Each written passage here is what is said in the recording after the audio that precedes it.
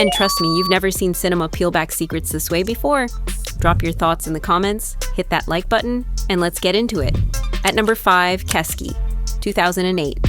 Kesky confronts the brutality of civil war through Maena, a Red Guard prisoner, and Arrow. Initially bound by mistrust, their journey forces them into uneasy dependence as they navigate both physical danger and moral choices. Arrow's conscience cracks under the weight of the atrocities he witnesses, leading him to defy orders. Stranded on an island, he and Maena find a fragile recognition of each other's humanity. The film refuses to soften the horrors of war, yet in its stark honesty, it opens space for reflection on dignity, conscience, and the complicated threads of mercy amid violence. At number 4, Tummien, Per Hosten Koti, 2008. This story lingers with me because of Juhani's resilience. Scarred by a fractured childhood, he enters a reform school where silence, rules, and emotions are tucked away. The superintendent enforces strict order, yet even there, human sparks persist. The boys share unspoken bonds, and Juhani gradually discovers connection through Harjula's family. A project with silkworms attempts to preserve the school's future, but Juhani quietly refuses to conform. His choice reveals not rebellion for its own sake, but a deeper desire for authenticity. Much like the silkworms weaving patiently, Juhani threads his own fragile path toward becoming whole. At number 3, Mustajah, 2007.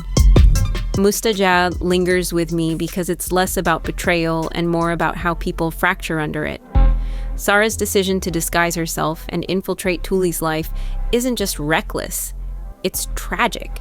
She builds false identities, manipulates trust, and tries to orchestrate control, but each move deepens the chaos. The film's pacing is deliberate, forcing us to sit with the unease as lies blur into reality. The wintry setting is more than scenery. It reflects her emotional freeze. By the final unraveling, the damage is beyond repair. It's a haunting meditation on deception, identity, and the irreversible cost of false control. At number 2, Nousukausi,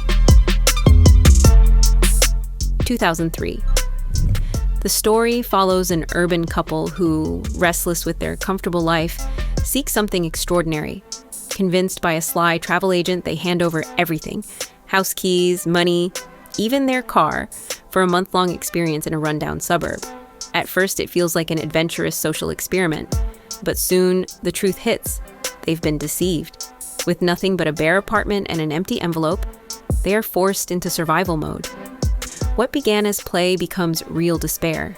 Their journey shifts from curiosity to urgency as they scramble to reclaim their stolen lives and confront the rawness of human struggle. At number 1, Restless, 2000. Ari's world is transactional, nights filled, mornings vacant. As a paramedic in Turku, he tends to others yet neglects his own fractures. Then Tina arrives, her steady presence offering possibility. For a brief time, his routines loosen, friendships form, and the thought of continuity flickers. But Summer's restlessness draws him elsewhere, into choices that spiral. By Ilona's wedding, deception bursts into view, leaving only fractured trust. Luhimis paints it with haunting atmosphere, part moral inquiry, part existential mirror. I left wondering whether change requires more than intention, whether it demands a breaking that Ari and maybe many of us resist. Subscribe for more entertainment.